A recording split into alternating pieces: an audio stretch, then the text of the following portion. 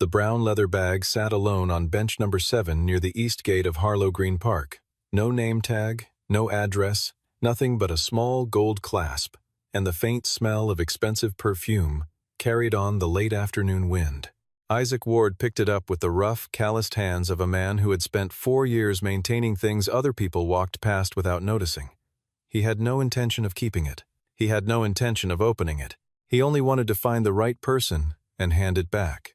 But when the security guard at the Cross Meridian building asked him to open it for inspection, and Isaac saw what was resting inside, he understood that this night was not going to end simply. And the entire city was never going to look at Evelyn Cross the same way again. Isaac Ward did not look like someone the city noticed. He wore the faded blue uniform of the Parks Department, work boots with thick rubber soles, and a cloth handkerchief folded into his back pocket not out of habit, but because his son Eli had nosebleeds when he ran too fast, and Isaac had learned to always carry something useful. It was 5:45 on a Wednesday in late October. The last visitors had filtered out of Harlow Green Park an hour ago, leaving behind empty juice boxes, a forgotten plastic shovel near the sandbox, and the kind of quiet that only large outdoor spaces hold at the end of the day. Isaac moved along the eastern path with a trash picker and a canvas bag, checking the lampposts one by one, the way he did every evening before logging out. He was not hurrying. He was never hurrying. He was the kind of man who did his job fully, or not at all. Eli was sitting on the low concrete step outside the small maintenance shed near the park's back corner, the way he did every afternoon after school. He was 7 years old, with a gap between his front teeth and a tendency to chew on the end of whatever pencil he was holding. That afternoon he was drawing in a spiral notebook, pressing hard enough that the lines showed through to the next page. Beside him on the ground, rolling back and forth on the uneven concrete, was a small blue toy car, the same one his mother had given him the Christmas before she died. Isaac checked his watch. 5:47. The corner grocery on Farrell Street closed at 6. He ran a quick mental calculation: milk, bread, maybe 1 apple for Eli's lunch tomorrow. He had just enough, if he skipped the coffee he usually bought on the way to his morning shift. He had been making that same calculation for 2 years. He had stopped feeling sorry for himself about it after the first 3 months. There was too much else to tend to, and self-pity had a way of eating the hours you needed for other things. Diana had died on a Tuesday morning in November, 2 years ago. A car accident on the eastbound overpass, not her fault, nothing she could have done differently. She had been 30 years old. Isaac had spent her last 3 months in the hospital beside her, sitting in the plastic chair by the window and reading aloud from whatever paperback Eli had left on the side table, and when she was gone, he had taken Eli home, looked at his son's face in the morning light, and decided that grief would have to find a place in the corners of things rather than at the center. There was a child who needed breakfast. There was rent. There was a job to go to. You kept moving because there was someone beside you who needed you to keep moving, and that was a reason as honest as any other. He had not been back to bench number 7 since the afternoon. Diana sat there with Eli the last summer she was healthy, watching the pigeons and drinking lemonade from paper cups. He walked past it every evening on his final sweep. He had never once sat down on it. Some things you preserved by staying a careful distance away. That evening, on his final loop before clocking out, Isaac saw the bag. It was sitting upright on the wooden slats of bench number 7, positioned neatly as though someone had set it down intending to return in a moment. A cognac-brown leather tote, the kind made by people who understood that real quality does not need to announce itself. A small brass tag was threaded through the handle, no bigger than a business card. Isaac read the name, E. Cross, Cross Meridian Foundation. Below the name, a phone number. He picked it up. It was heavier than it looked. Eli appeared at his elbow. "What is that, Dad?" "Someone left it," Isaac said. "Is there money in it?" "It's not ours," Isaac said simply. "So we don't count it." He carried the bag to the maintenance shed, logged it in the property record book with the date, time, and location, then tried the number on the brass tag. It rang twice and connected to a recorded voicemail. He hung up. He found the Cross Meridian Foundation main number on a posted community notice pinned to the shed bulletin board. The foundation had donated the new water fountain near the park's west entrance and called the general line. A receptionist answered, took down his name, and the description of the item, and told him, in a tone that made clear she was doing him a favor by staying on the line, that someone from the office would follow up in the morning and that he should bring the bag in person to confirm his identity. Isaac thanked her. He wrote down the address. He hung up. Eli had already fallen asleep, curled on the old love seat in the corner of the shed by the time Isaac finished the paperwork. The blue car was tucked under Eli's arm. Isaac sat for a while in the quiet and looked at the leather bag locked in the cabinet across the room. That night, the main shed phone rang twice before midnight. Both times, the caller left no message. The Cross Meridian building stood at the corner of Wentworth Avenue and 53rd Street. 40 stories of glass and steel that reflected the sky in a way that made it look permanent, immovable, as though the city had been built around it rather than the other way around. Isaac arrived the following morning in his one non-uniform outfit, a plain white button-down shirt, black trousers with a faint crease at the knee, the leather shoes he saved for court dates and school events. He had Eli with him because the morning sitter had canceled, and there was no one else. The lobby was exactly the kind of space designed to make most people feel small. White marble floors that picked up every footstep. 2 security guards in dark uniforms, standing with their hands clasped in front of them at angles that looked practiced. A reception desk made of a single slab of pale stone.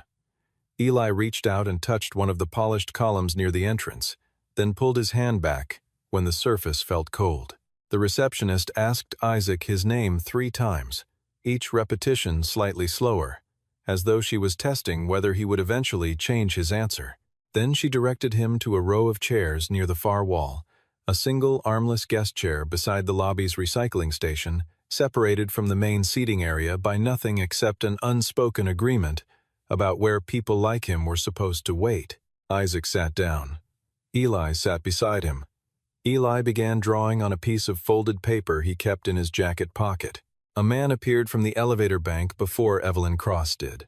He was perhaps 44 years old, with hair combed flat and a Patek Philippe on his left wrist that caught the light every time he moved. His suit was dark charcoal and fit him the way expensive suits fit people who had been wearing them their entire adult lives. He moved across the lobby with the easy authority of someone who did not need to look where he was going because people always moved out of his way first. His name, Isaac would learn, was Jason Holt. He held the title of Chief Financial Officer at Cross Meridian Foundation. Jason stopped in front of Isaac and looked at the leather bag, then looked at Isaac. "Thank you for coming in," he said. The warmth in his voice was correct and precise, the way warmth is when it is being performed rather than felt. "I'm the CFO. Miss Cross is occupied with back-to-back meetings this morning. I'm authorized to take receipt of her personal property." He extended his right hand. Isaac looked at the outstretched hand. He did not stand up. He said, politely and without apology, that the name on the bag was Evelyn Cross, and that he had come in to return it to her directly. He was happy to wait. Jason's smile stayed in place, but something shifted behind his eyes. "You're a City Parks employee?" "I am," Isaac said. "And you understand where you are?" "Yes," Isaac said. The elevator opened again. Evelyn Cross crossed the lobby in a navy-wrap dress and low heels, moving the way people move when their time is the most expensive thing in the room. She was 35 years old, with dark hair and the posture of someone who had grown up being told to stand straight. She looked at the bag in Isaac's hands, and then at Isaac himself, and her expression gave away nothing at all. Isaac stood and handed her the bag. She took it. She said, "Thank you." 2 words, her eyes already moving toward the day waiting for her, and she turned toward the elevator. In the moment the bag exchanged hands, the inner zipper pocket caught on Isaac's thumb and pulled open slightly. A folded paper slipped out and fell to the marble floor. Isaac picked it up and turned to hand it back. But the elevator doors had already closed. Jason Holt held out his palm. Isaac placed the paper in it. Jason folded it once and slipped it into his jacket pocket without looking at it. But Isaac had already seen the first 3 words printed at the top of the page. In the half-second, the paper lay unfolded in his hand. 3 words, bold typeface, all capitals, confidential, board audit. Eli pulled on his sleeve. "Can we go? I'm hungry." "Yeah," Isaac said. "Let's go." On the crosstown bus, with Eli asleep against his shoulder, Isaac stared at the window and said nothing for a long time. He was not thinking about the 3 words printed at the top of that page. He was trying not to think about them. The truth was, the night before, when he had set the bag in the property cabinet, the inner zipper had already been partially open from the weight shifting during transport. He had not intended to look inside. He had reached in to secure the zipper, and in doing so had seen the contents spread slightly against the interior lining. There was a leather wallet, a secondary cell phone with a cracked screen, a sealed envelope, and a thin blue folder, not fully closed, the top page visible. He had not read the document. He had not touched it. But the page had been open, and the text was right in front of him, and human eyes are not cameras with shutters, they simply receive what is placed before them. A single line of figures. A number, $47,200,000. And beside it, in handwritten red ink, unauthorized transfer.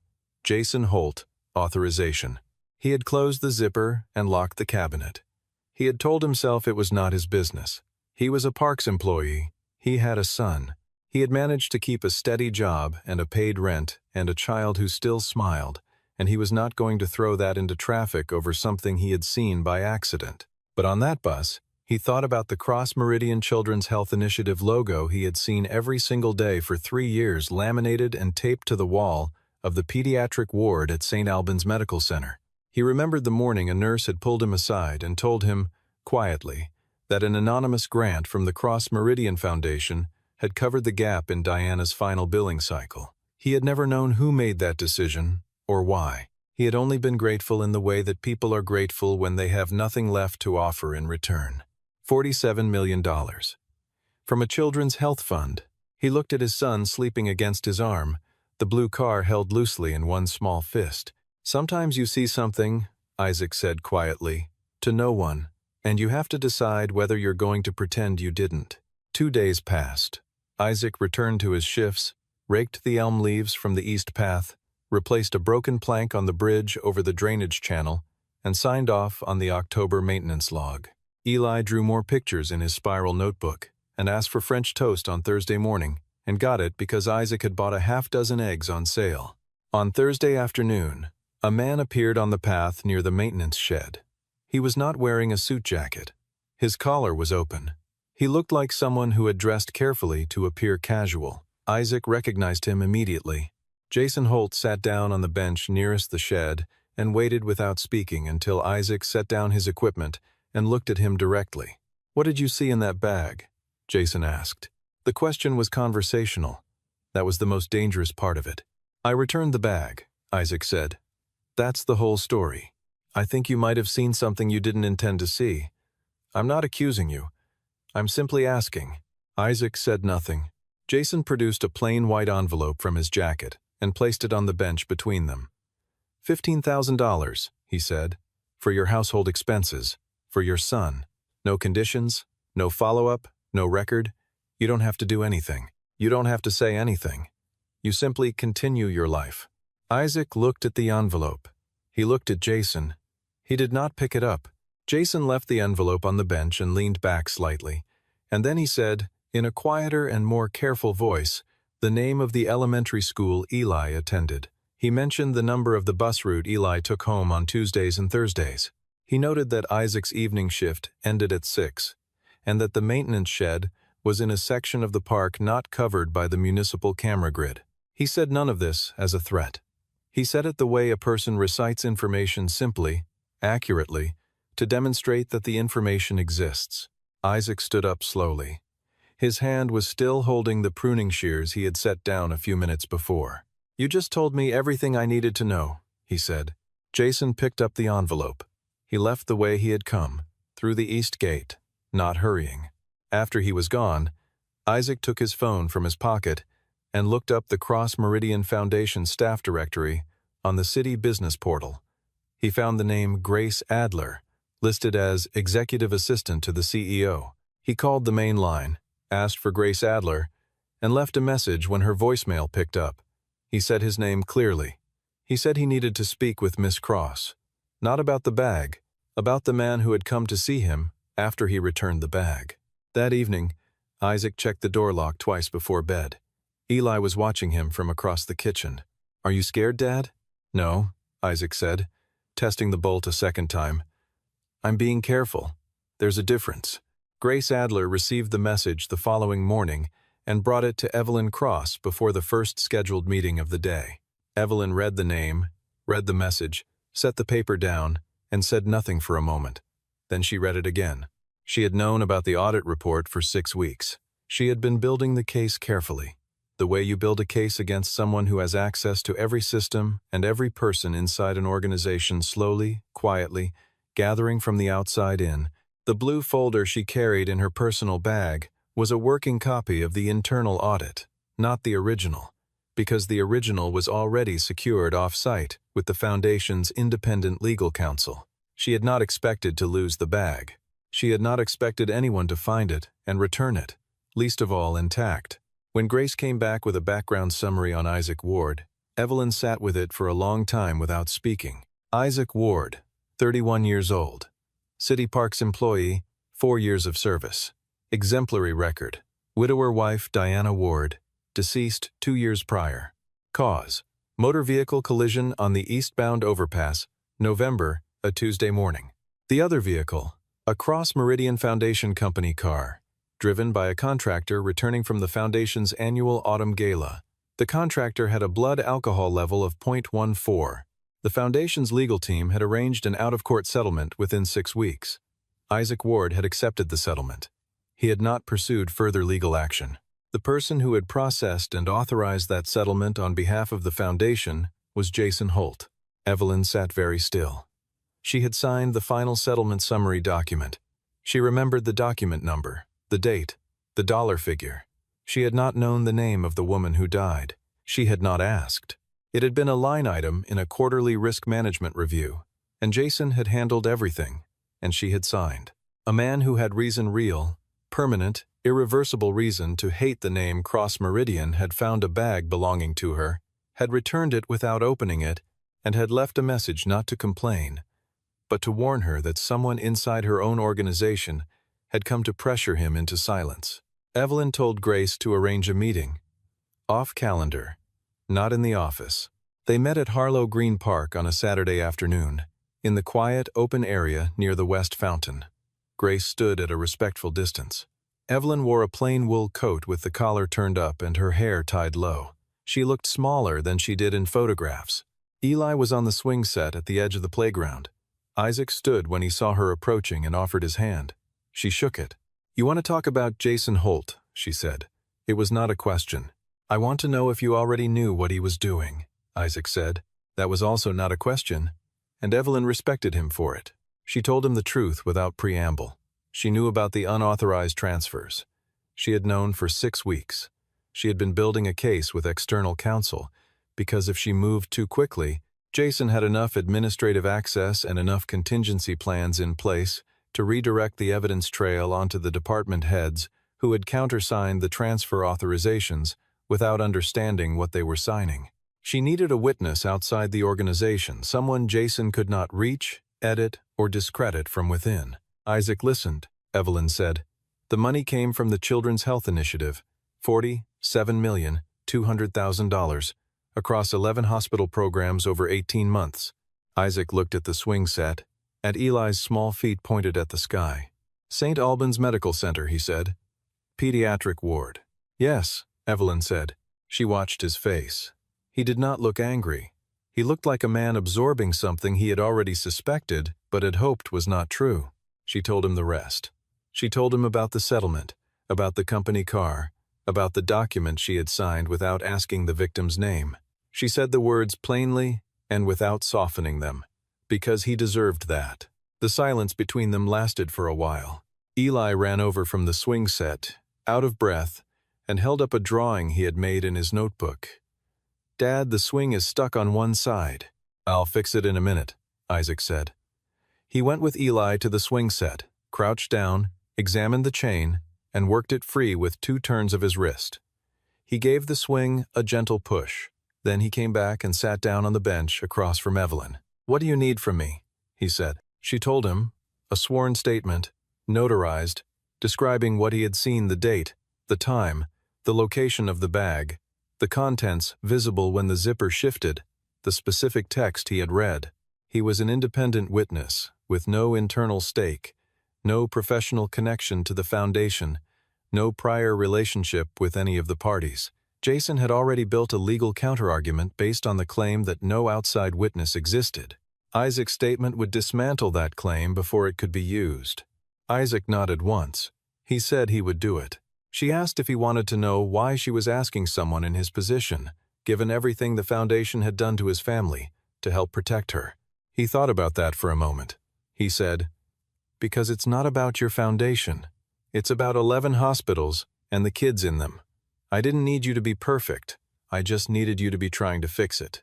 Evelyn Cross had not cried in front of anyone in 3 years. She did not cry then, but she was quiet for a moment longer than she needed to be. The prepared statement took 3 days to complete with the foundation's external legal team. Isaac sat in a conference room in the law firm's office on a Tuesday afternoon, with Eli beside him eating crackers and drawing trucks, and answered every question directly and without embellishment. He stated what he had seen, and only what he had seen: the position of the bag, the time it was found, the way the contents were visible when the zipper shifted, the specific figures, and handwritten notation on the top page. He did not speculate about intent. He did not characterize Jason Holt's behavior. He described what was in front of him. That was all that was asked of him, and he did it completely. Jason had anticipated this. His legal team filed a preliminary objection 2 days before the board meeting, arguing that Isaac's statement was inadmissible as it constituted unlawful inspection of confidential documents by a non-party. The argument was detailed and well-constructed and would have created real procedural difficulty if it had been the only challenge facing Jason Holt that morning. It was not. The Cross Meridian Foundation emergency board meeting convened at 9 in the morning on the 38th floor, in a glass-walled conference room from which you could see 3 bridges and the Gray River between them. 12 voting board members were seated at the long table. Jason Holt sat on the left side, flanked by his own legal counsel. He was composed and well-dressed, and gave the impression of a man who believed the mathematics still worked in his favor. Isaac sat in the witness chair at the near end of the table. He was wearing the same white shirt. He had brought nothing to hold. Jason's attorney moved immediately. "With respect to the board, the witness before you today has no relevant professional credentials, no standing in financial matters, and no basis for interpreting what he claims to have read. This testimony should be treated accordingly." Isaac turned slightly toward the speaker and said, in a level voice, "I don't need financial credentials to read a name and a number. I only need to know how to read." There was a pause at the table. One of the board members on the far end lowered his pen. Evelyn Cross stood at the head of the table and presented the evidence in sequence. First, the complete internal audit report, authenticated and certified by the external firm. Second, the records of all 47 transfer authorizations over the 18-month period, each one bearing Jason Holt's digital signature and a secondary approval code, issued exclusively from his administrative login. Third, the backup server archive email. The email had been sent by Jason Holt to an outside financial intermediary 48 hours before Isaac returned the bag to the building. The subject line read, "Processing Review." The final line of the message read, "Destroy file copies by Friday." The board chair set a printed copy of that email on the table in front of Jason Holt. Jason did not speak. His attorney began to object, paused, and did not finish the sentence. The board chair asked Jason to step outside the room while the independent audit team began their formal review. 2 building security officers positioned themselves on either side of the conference room door. Jason walked the length of the table toward the exit. He passed the chair where Isaac was sitting. He did not look at him. He did not say anything. He walked out of the room, and the door closed behind him. The story was on every news outlet by midday. The headline that spread fastest read, "Cross Meridian, CFO, charged in $47 million children's fund embezzlement." By evening, the number of hospitals affected had been confirmed. 11 pediatric programs across the city, 3 of which had already cut treatment capacity for uninsured children in the previous fiscal year, due to what they had been told were budget shortfalls from the foundation. The money had moved through a series of offshore transfer accounts. The process had been running for 18 months. Isaac's name appeared in the coverage before he knew it would. A reporter found him the following morning in the park. He was fixing the latch on the East Gate storage box. He said he had nothing to add beyond what was already in the public record. The reporter asked if he considered himself a hero. He thought about that for a moment, then said he had returned someone's bag and told the truth when asked. He picked up his tools and went back to work. Eli's teacher showed the class a news article the following afternoon. She asked Eli if the man in the photo was his father. Eli said yes and continued coloring the diagram of the water cycle she had drawn on the board. But that evening, at the kitchen table, he looked at Isaac over his cup of soup and said, "You did the right thing, didn't you, Dad?" It was not a question. Isaac said, "I didn't do the wrong thing. That's usually enough." Evelyn Cross released a public statement the same day. She announced the immediate restructuring of the Cross Meridian Foundation's board governance, a full, independent audit of all operational accounts going back 5 years, and a complete financial restoration of the Children's Health Initiative, the entire $47,200,000 to be returned to the 11 hospital programs within 90 days, with an additional allocation to cover the treatment gaps caused by the shortfalls. Among the 11 programs listed for restoration was the Family Support Fund at St. Albans Medical Center, from which $3,200,000 had been redirected under Jason Holt's authorizations. It was the same program that had quietly covered part of Diana Ward's final billing. 1 week after the board meeting, Evelyn Cross came to the park again. Grace Adler was not with her. She wore a plain gray coat and walked in through the east gate at 4 in the afternoon, when the light was low and golden and the elm trees were almost bare. Isaac was repainting the number above the bench near the east path, bench number 7, with a small brush and a can of white trim paint. He heard her footsteps and turned, then nodded once and went back to the number. He finished the last stroke before he set the brush down. She waited. She had learned, in the past week, something she had not expected to learn about Isaac Ward. That he gave people time to say what they actually meant, rather than filling the silence for them. "I signed a document 2 years ago," she said. "It was a settlement summary. The file came to me through Jason's office. The victim's name was listed by initials only." She paused. "I didn't ask for the full name. I had 8 items on my agenda that morning, and I signed it and moved to the next one." Isaac set his brush across the rim of the paint can. "When your assistant sent me your file," she continued, "I read the accident report for the first time, all of it." Her voice was steady, but it was working to be. "I did not know there was a child. I did not know you were still in the city. I did not know any of the specifics I should have known before I signed my name to a document that was supposed to close a chapter for your family." Isaac was quiet. "I don't know how to adequately apologize for something that can't be undone," she said. "I know that what I'm saying right now doesn't restore anything. I'm saying it because you deserve to hear it, not because it does anything useful." He looked at her for a moment. He said, "I returned that bag before I knew any of this, before I knew whose foundation it was, before I knew about the accident, before any of it. I returned it because it wasn't mine." He picked the brush up again and turned it slowly in his fingers. "I'm not telling you that so you'll feel better. I'm telling you so you understand why I'm standing here talking to you instead of walking away. It was never about a debt." From across the playground, Eli came running with his notebook pressed flat against his chest, slightly out of breath. He stopped in front of Evelyn and held the notebook out to her. On the open page was a drawing in blue and orange crayon, a tree, a small house, 3 people standing in a yard. "That's our park," Eli said. Evelyn took the notebook and looked at the drawing for a long time. Her hands did not move. She gave the notebook back to Eli. And then she asked Isaac the question she had come to ask. She said she wanted to know what he needed, not for himself. She clarified immediately. She understood what his answer to that would be. She wanted to know what mattered. He did not ask for a job. He did not ask for money or recognition or anything with his name on it. He said, "That Children's Health Fund. Don't let it be a name on a plaque anymore. There are a lot of kids in this city whose parents are making the same calculations I make every week. And they don't always have the margin I have. Some of those 11 programs make them permanent, make the funding a condition, not a gift." She said she would. He believed her. 3 months passed. The leaves came back to the elm trees slowly. a faint green at the edges of the branches by early March, the kind of green that looks tentative at first and then suddenly, between one Tuesday and the next, is simply there. Isaac Ward was still at Harlow Green Park. His uniform was still faded at the left shoulder seam. His boots were still the same pair he had bought 2 years ago at the workwear discount store on Mallory Street. In February, he had been made shift supervisor for the Eastern Maintenance Zone, not as a reward for anything that had happened in the fall, but because he had done the job well and the previous supervisor had retired.